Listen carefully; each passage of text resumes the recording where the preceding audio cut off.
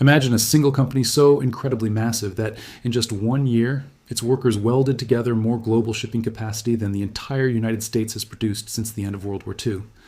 Think about that for a second. We aren't talking about a decade of hard work here.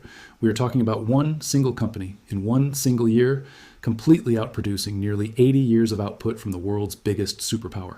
When we look at global trade and logistics, our eyes usually go straight to the cranes, those giant metal monsters lining the ports from Los Angeles all the way to Rotterdam. But there is a massive company operating on a level that makes those cranes look like absolute toys. This is the company that literally builds the very ground the entire global economy floats on. It's called the China State Shipbuilding Corporation, or CSSC. It is a massive, state-backed giant, and it has quietly achieved total global dominance right under our noses.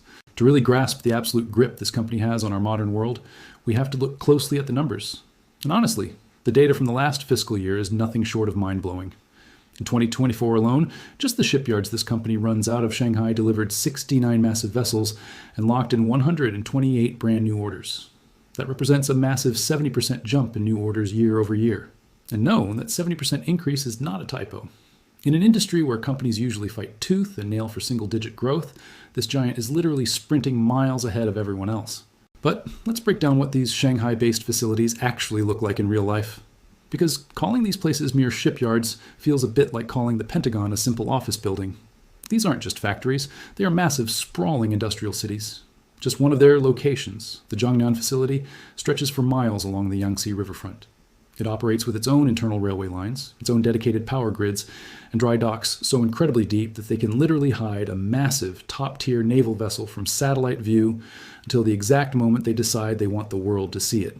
Thousands of workers live, eat, and work within these megastructures, moving like clockwork to keep the assembly lines moving day and night without a single pause. When you look at the global order books for 2024 and moving straight into 2025 and 2026, the picture becomes crystal clear. China successfully grabbed roughly 70% of all new shipbuilding orders across the entire globe.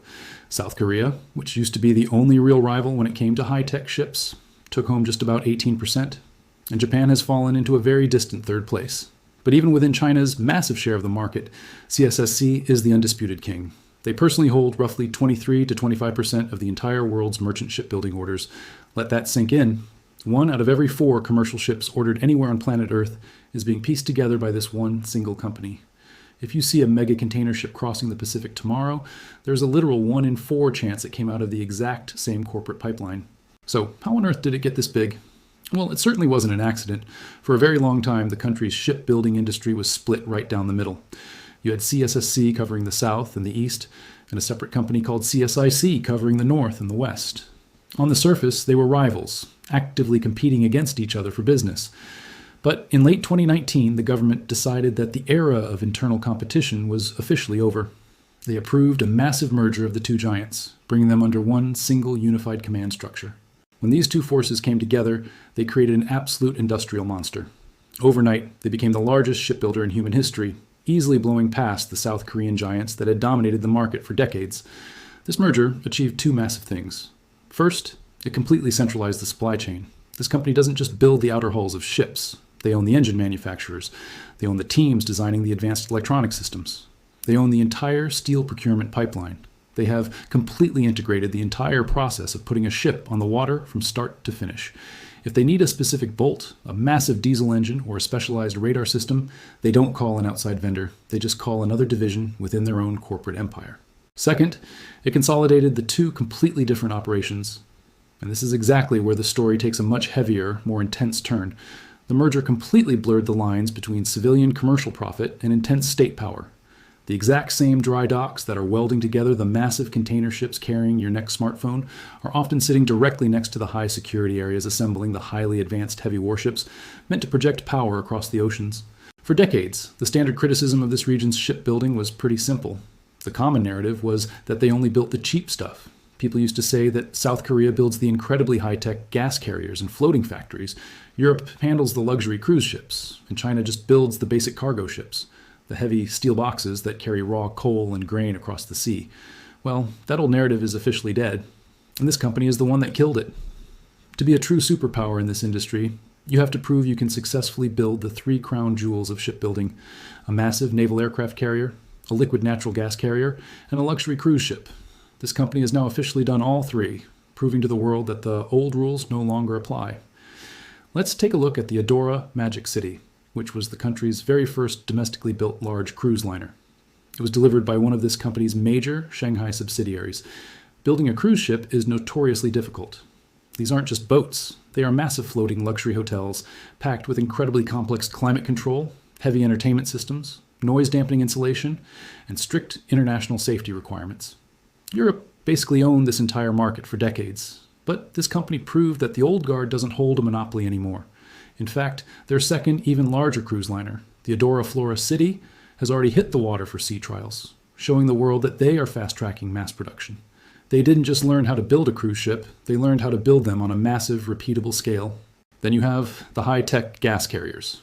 These specialized vessels transport liquid natural gas at a freezing minus 160 degrees Celsius. They require highly advanced containment systems made of specialized steel that is literally paper thin. A single microscopic mistake in the welding, and the entire structure cracks under the extreme pressure, risking a catastrophic failure. Another major subsidiary of this giant is now churning these out at a record pace. They have secured major orders for some of the largest gas carriers in history, effectively breaking the tight monopoly that South Korea held on this technology for years. What this really means is that this mega company is no longer just the budget option for basic shipping. They are quickly becoming the top-tier innovators of the high seas. They are aggressively capturing the highest value markets, leaving traditional competitors in places like Japan and Europe with fewer and fewer niches to hide in. Every time a competitor thinks they've found a specialized type of ship that is too difficult for CSSC to build, the giant proves them wrong a few years later. Now, we have to talk about the absolute elephant in the room, or rather, the massive heavy naval vessels sitting right inside those exact same dry docks. As we mentioned earlier, this company is heavily state-backed, but the reality goes much deeper than that. They serve as a massive central pillar for the nation's strategy to completely blend commercial industry with state power. Think about how it works elsewhere.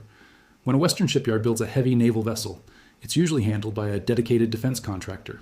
Those companies constantly face massive budget cycles, long delays, changing political landscapes, and a severe lack of skilled labor because they don't have consistent commercial work to keep the lights on and the workers paid during times of peace. This global giant operates on a completely different level. Because they have a seemingly endless stream of commercial orders flooding in, they can keep their massive shipyards running at full capacity 24 hours a day, 7 days a week. They can constantly train tens of thousands of highly skilled welders, specialized engineers, and top-tier project managers on civilian cargo ships, and then effortlessly pivot that massive workforce over to high-stakes state projects whenever they want. Essentially, the massive commercial profits completely subsidize the development of state power. The money brought in by selling giant container ships to global logistics brands directly helps fund the massive infrastructure used to build the latest high-tech aircraft carriers like the massive Fujian. If you look at satellite imagery of these facilities, the view is honestly fascinating. You will see a long line of massive commercial container ships, and sitting right next to them are the distinct gray hulls of some of the most advanced guided missile warships in the world. Global naval intelligence offices have pointed this out repeatedly. The sheer gap in raw shipbuilding capacity between this single network and the West is estimated to be over 200 to 1. While traditional Western shipyards struggle to produce just a handful of major naval vessels a year due to supply chain bottlenecks, this company's capacity is theoretically limited only by how much raw steel they can get their hands on. This matters immensely because if a major global disruption happens, the ability to quickly repair and replace massive shipping fleets is just as critical as the ability to project power. This giant gives its home country an industrial recovery capability, a sort of industrial respawn mechanic that no other nation on Earth currently possesses. So, what happens when one single company builds the vast majority of the hardware, keeping the global economy alive? It creates a massive dependency trap. Huge global shipping lines and major logistics partners are completely reliant on this company because they are faster, cheaper, and incredibly good at what they do. If you want a brand new vessel delivered in the next couple of years, you almost have to go to them. If you look elsewhere, you might be stuck waiting deep into the decade. And if you look to the West, well, the reality is that commercial shipbuilding there has practically vanished over the last 50 years. On top of all that, this giant is now pushing hard to set the global standards for smart shipping, autonomous navigation, and maritime data networks. They don't just want to build the ships, they want to own the digital rules of the ocean. When you look at the master order books today, their shipyards are completely booked solid years into the future. The era of Western dominance in maritime construction isn't just fading away, it is arguably over.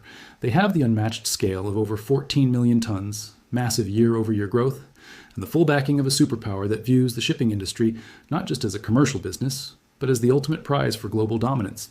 The next time you see a massive container ship pulling into a local harbor, take a really close look at the hull.